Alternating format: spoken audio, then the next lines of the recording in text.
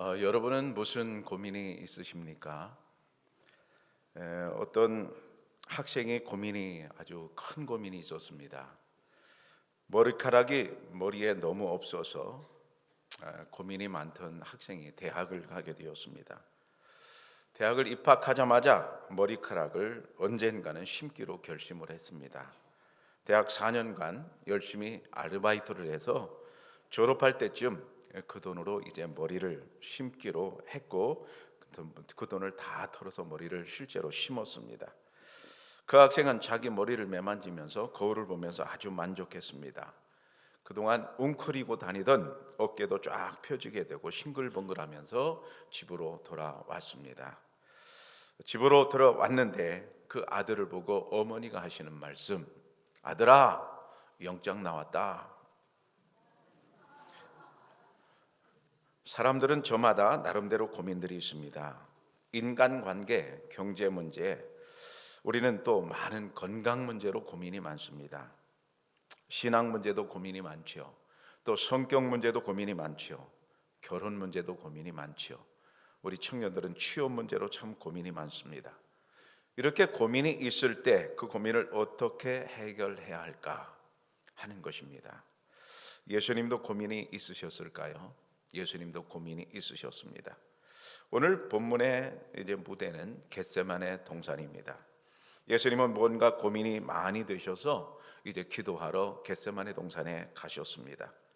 그리고 12제자 중에 3제자만 따로 부르셨습니다. 베드로, 야고보, 요한 3제자만 따로 부르시고 그 3명과 더불어서 예수님께서는 고민을 털어놓으셨습니다. 예수님께서 고민을 털어놓으실 때 이렇게 말씀하셨어요. 내 마음이 심히 고민하여 죽게 되었다. 내 마음이 심히 고민하여 죽게 되었다. 우리식으로 말하면 이런 얘기입니다. 나 지금 죽을 것 같아. 놀랍지 않아요? 예수님이 하나님의 아들이, 우리는 하나님의 아들이 그렇게 죽을 것 같다는 그런 고민을 말씀하실까? 우리는 전혀 예상을 할 수가 없는 겁니다. 그렇죠? 하나님의 아들이 어떻게 그래요?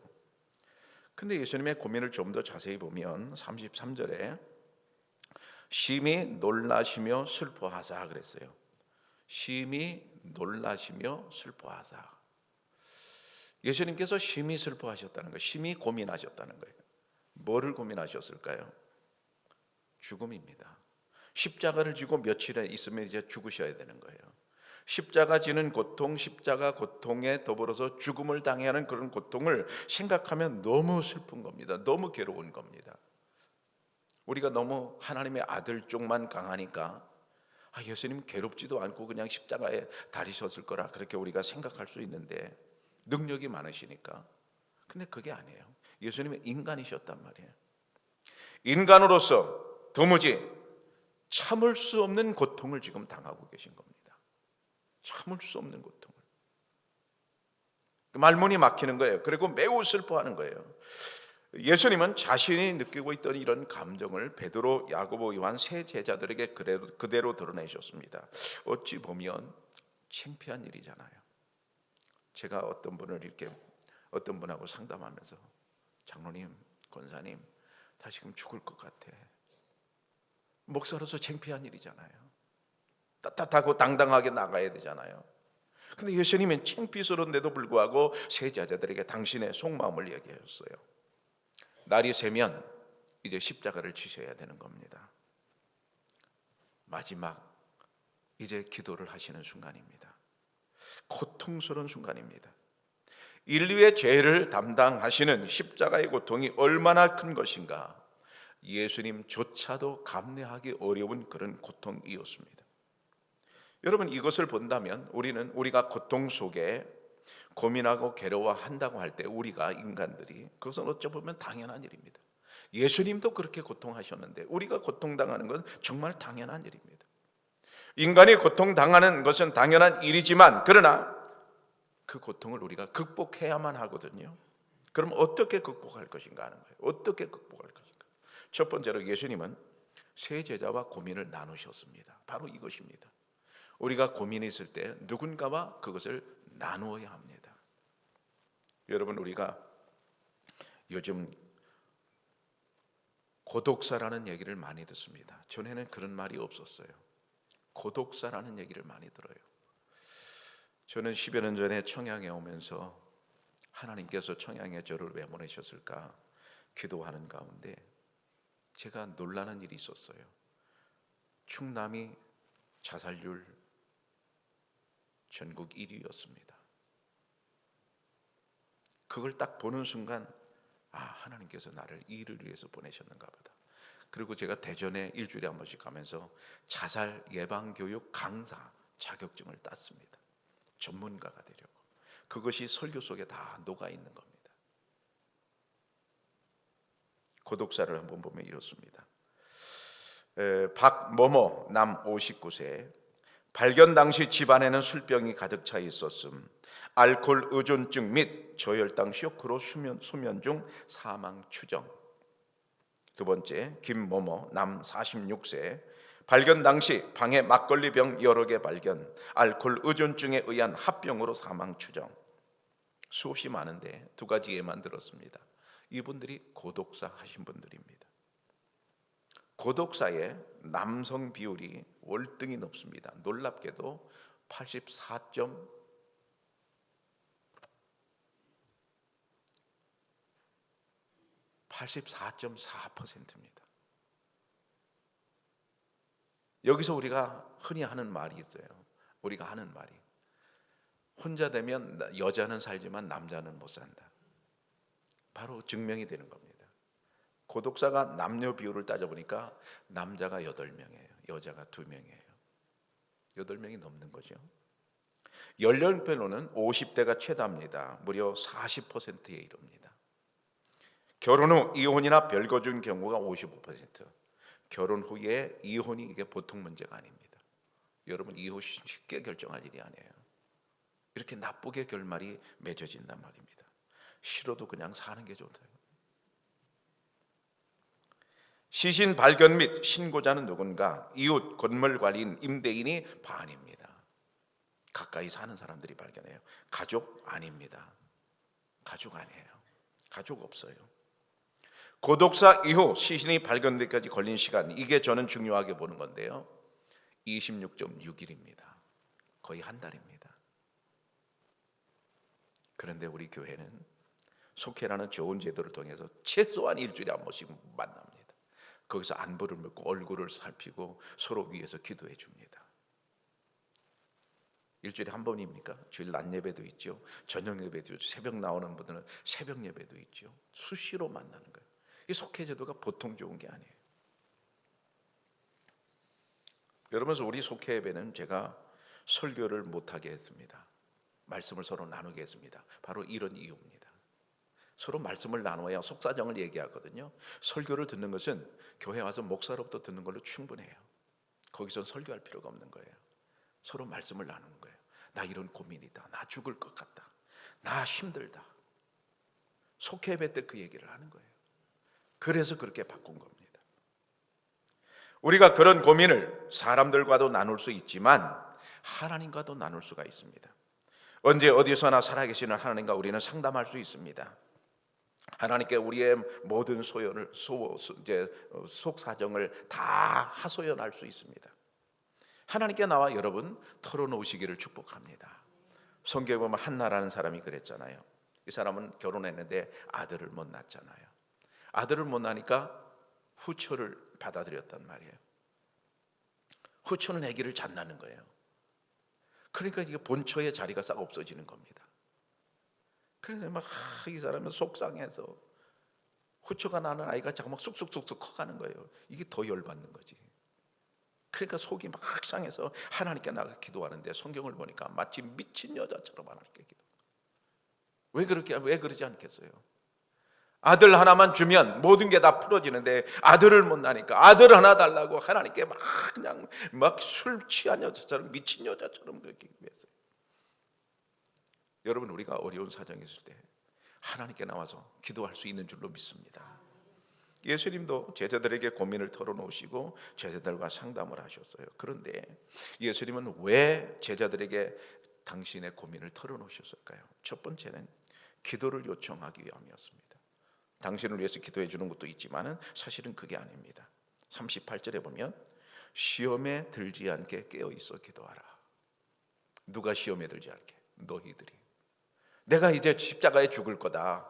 내가 죽고 나면 너희들이 분명히 시험에 들 거다. 그때에 너희가 시험에 들지 않도록 지금 기도해야 된다. 이게 주님의 말씀이거든요. 여러분, 우리도 마찬가지입니다. 우리 인간은 연약하여 아주 쉽게 시험에 듭니다. 아주 작은 일에도 우리는 시험에 듭니다. 그러지 않게 해서 우리는 기도해야 될 줄로 믿습니다. 두 번째, 기도를 요청한 이유가 뭘까? 저는 예수님 입장에서 생각해 보면 제자들에게도 이 예수님의 고통을 조금이나마 공감하게 하려는 뜻이 아니었을까 싶습니다. 사실 지금 제자들은 예수님의 처지를 정확히 모르고 있습니다. 날이 새면 예수님이 체포되고 죽음에 이르게 된다는 사실을 제자들은 전혀 모르고 있습니다. 예수님은 이 사실을 제자들과 함께 나누기를 요청하셨습니다. 그래서 기도를 요청하신 겁니다. 여기서 보면 기도는 교제하는 수단입니다. 하나님과 교제하는 수단이고 사람들과 교제하는 수단이에요. 우리가 대화를 통해서 사람들과 교제하잖아요. 마찬가지로 우리가 대화를 통해서, 기도를 통해서 하나님과 교제하거든요. 그것을 우리는 영적 교제라고 말합니다. 우리는 기도를 통해서 하나님과 교제하면서 거기서 공감해야 됩니다. 이것을 영적 공감 능력이라고 말합니다. 영적 공감 능력, 굉장히 중요한 얘기입니다. 지금 제자들은 예수님과 영적 공감을 못하고 있어요. 예수님은 십자가를 지고 죽음을 당해야 되는 고통을 지금 안고 있는데 제자들은 전혀 그걸 신경 안 쓰고 있어요. 영적으로 무디다, 그런 얘기죠. 고넬료 백부장이 있었습니다. 사도행전 10장에 보면 하루는 제90쯤 되어 환상 중에 밝히 보매 하나님의 사자가 들어와 이르되 고넬료야 하니 고넬료가 주목하여 보고 두려워하여 이르되 주여 무슨 일이니까? 천사가 이르되 내 기도와 구제가 하나님 앞에 상달되어 기억하신 바가 되었으니 네가 지금 사람들을 요바에 보내어 베드로라는 시몬을 청하라 그랬어요. 여기 고넬료라는 백부장은 로마 군대의 장교입니다. 로마 사람입니다. 그런데 로마 사람인데 예수님을 믿었다는 거예요. 네, 복음을 받아들였던 거예요. 그리스도인이었던 거예요. 그가 제9시 기도 시간이라고 그랬어요. 늘 기도하는 겁니다. 하나님 앞에 기도하는 가운데 하나님께서 가르쳐 주신 거예요. 뭘 가르쳐? 너는 베드로를 청하라. 베드로를 너희 집에 청해서 너희 집에 예배를 드려라, 그런 얘기거든요. 그런데 이 고넬료와 베드로는 서로 어울릴 수 없는 사람입니다. 베드로가 이걸 알고 있습니다. 왜? 여기는 베드로는 유대인입니다. 여기는 로마 사람입니다. 이 사람은, 로마 사람은 그 당시 지배 민족입니다. 지배하는 사람입니다. 일본이 우리를 지배했잖아요. 일본은 지배자입니다. 우리는 피지배자입니다. 우리는 지배를 받고 있었습니다. 우리는 나라를 빼앗겼었습니다. 마찬가지로 이때 당시에 이스라엘은 나라를 빼앗겼어요. 그리고 로마의 지배를 받고 있었어요. 그러니까 고넬료는 지배자이고 베드로는 피지배자예요. 지배를 받는 사람이에요. 서로 어울릴 수가 없어요. 서로 대화할 수가 없어요. 그런데 하나님께서 고넬료에게 너는 베드로를 너희 집에 초청하라는 거예요. 또 하나님께서는 베드로에게도 그렇게 계시해 주시죠. 초청해로 오면 사람을 보내면 너는 가라, 그 집에 가라. 처음에 베드로는 가기 싫었잖아요. 이방인의 집이니까 가기 싫었잖아요. 여러분, 일본 순사의 집에 가고 싶었어요? 일정 때? 일본 순사의 집에 가기 싫었단 말이에요. 똑같이 가라는 거예요, 그 집에. 그래서 하나님께서 이 둘을 묶어주시거든요. 여기서 우리가 귀중한 아주 교훈을 받게 되는데, 기도는 인정과 문화의 장벽을 넘어서게 합니다. 참 아름다운 일입니다. 기도는 인정과 문화의 장벽을 넘어서게 합니다. 우리가 기도한다 할 때 그 기도는 나를 키워주는 거예요. 베드로가 만약 국수적인 생각을 가지고 안 만나러 가면 여전히 그는 작은 사람입니다. 근데 하나님이 가라는 거예요. 가서 만나서 큰 사람이 되는 거예요. 고넬료도 마찬가지고요. 여러분, 또한 기도는 뭐냐? 공감 능력을 극대화시켜 줍니다. 영적 공감 능력이죠. 처음에는 베드로는 공감하지 못했어요. 내가 왜 이방인의 집에 가야 되는지 몰랐어요. 근데 기도하다가 하나님께서 가르쳐 주셨어요. 저쪽으로 가라. 무슨 얘기예요? 영적 공감 능력을 키워줬다, 그런 얘기입니다. 제자들은 지금 예수님께서 나와 함께 기도하자고 했을 때 그 기도를 통해서 예수님과 공감했어야 합니다. 그리고 자기의 장벽을 넘어서야 했습니다. 그런데 예수님이 제자들에게 기도를 요청했을 때 제자들은 기도하지 않았습니다. 여기서 우리가 보는 게 기도만이 성공의 길입니다. 한번 따라하세요. 기도만이 성공의 길이다. 여기서 우리가 너무 중요한 것을 배우는 거예요. 예수님께서 제자들에게 기도하자, 나와 함께 기도하자, 왜 기도하자 하셨는가? 기도만이 성공의 길이기 때문에 그렇습니다. 여러분, 기도는 내 소원을 주님께 아뢰는 시간입니다. 당연히 우리는 인간이니까 우리가 주님께 요구하는 게 너무 많아요. 당연히 그렇습니다. 그러나 그것만 있는 건 아니에요. 기도는 주님과 공감하는 시간입니다. 한번 같이 볼게요. 기도는 주님과 공감하는 시간이다. 세상에 이보다 더 아름다운 일이 어디 있을까요? 내가 주님과 공감을 한다? 내가 엄청 커지는 겁니다. 우리 젊은이들 잘 기억해 두시기 바랍니다. 내가 평생 동안 주님과 공감하며 살아간다? 그게 최고의 사람 아닙니까? 내가 회사에 들어갔을 때, 내가 무슨 일 할 때 늘 기도하면서 주님과 공감한다. 주님이 주는 아이디어, 주님이 주는 마인드, 주님이 주시는 어떤 능력, 이게 얼마나 많겠냐 말이에요. 기도는 주님과 공감하는 시간입니다. 여러분, 기도를 통해서 하나님과 공감하시기를 바랍니다. 제자들에게 기도를 요청하신 후에 예수님께서는 성경에 보면 조금 나아가서 땅에 엎드려 절하 기도하셨다 그랬어요. 35절에 보면. 근데 예수님의 기도의 내용이 무엇이었나요? 이 잔을 내게서 옮기시옵소서. 이 잔을 내게서 옮기시옵소서. 이게 기도 제목이었어요. 이 잔이 뭐예요? 십자가를 지고 죽는 겁니다. 나를 죽음을 좀 면하게 해달라는 기도였어요. 참 놀랍지요? 하나님의 아들 예수님이 이런 기도를 할 수 있다는 게 우리는 너무 놀랍지요. 네. 믿어지지 않을 정도잖아요. 우리가 예수님이 얼마나 능력의 하나님의 아들로 우리가 알고 있습니까? 그런데 놀랍게도 이 잔을 내게서 옮겨주시옵소서. 지고 싶지 않다는 거예요. 지고 싶지 않은 겁니다. 그런데 기도한 결과가 어떻게 됐나요?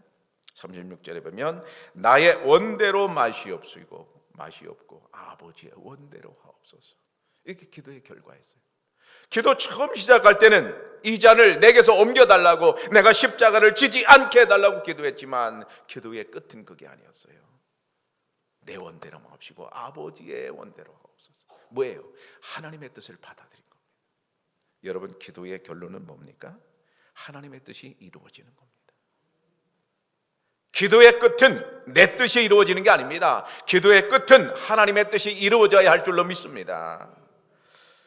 여러분, 예수님의 이런 기도의 결과를 보면 예수님은 기도를 통해서 하나님 앞에 자신을 굴복시켰음을 이제 우리가 알게 됩니다.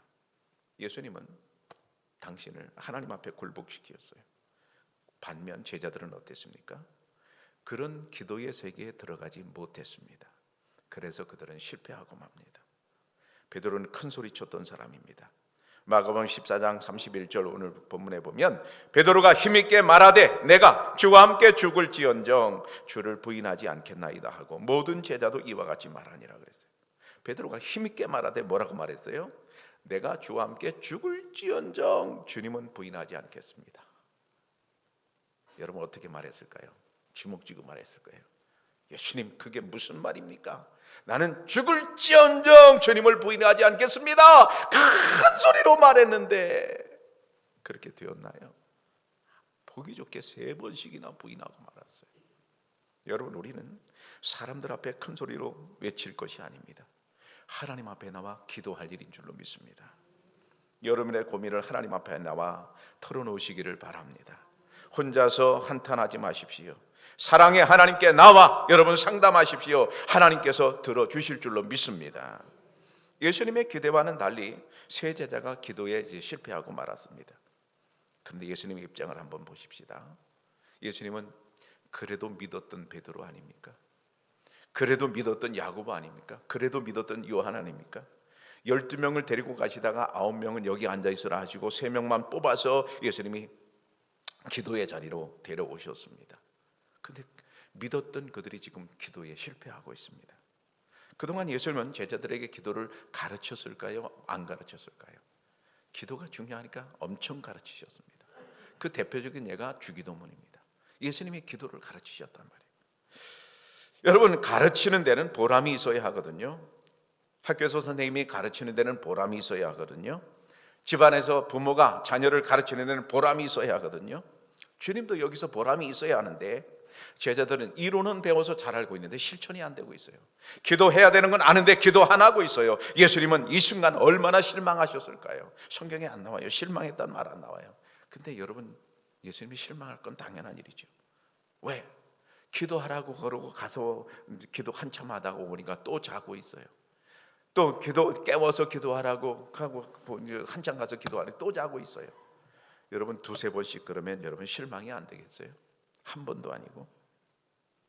세 명은 사실 특별반이었습니다. 마가복음 5장에 보면 베드로와 야고보의 형제 요한 외에 아무도 따라옴을 허락하지 아니하시고, 또 9장 2절에 보면 엿새 후에 예수께서 베드로와 야고보와 요한을 데리시고 따로 높은 산에 올라가셨더니 그들 앞에서 변형되사 그랬어요. 예수님은 중요한 순간에 12명이 아니라 그 중에 3명을 딱 뽑아서 다른 사람 못 오게 했어요. 특별 과외를 했단 말이에요. 3명은 특별 과외를 했습니다. 특별 세미나를 했습니다. 그런데 그 믿었던 3명이 예수님께 지금 실망을 드리고 있어요. 기도를 안 하고 있어요. 초등학교 3학년 교실에서 선생님이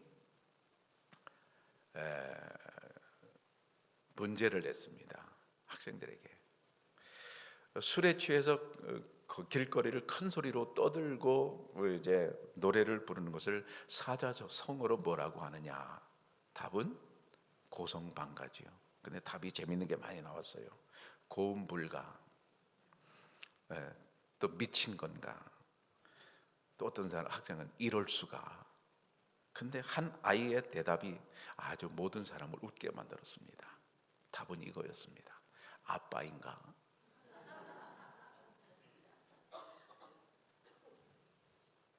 고성방가를 가르쳤으면 고성방가를 정확히 알아야 될 텐데 모르고 엉뚱한 얘기를 재미있게 할 수 있습니다.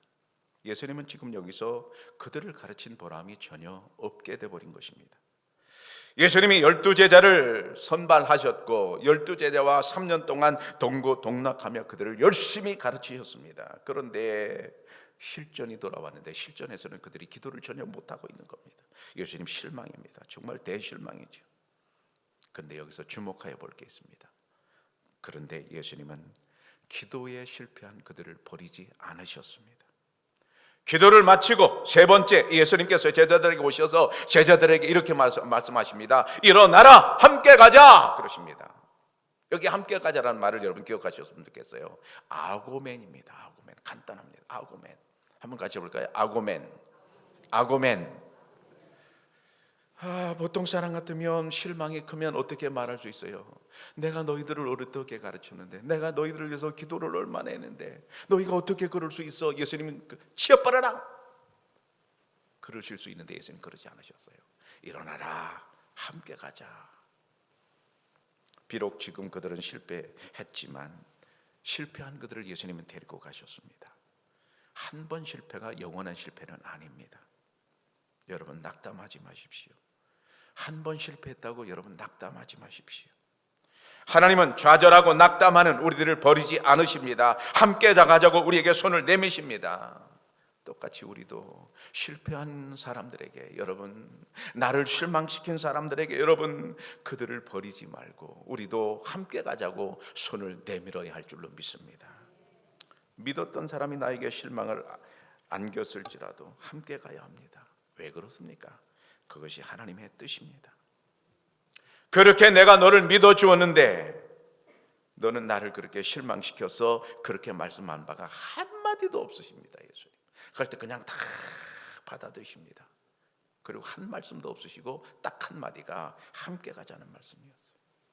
그렇게 믿어 주었더니 나중에 베드로가 어떻게 되었습니까?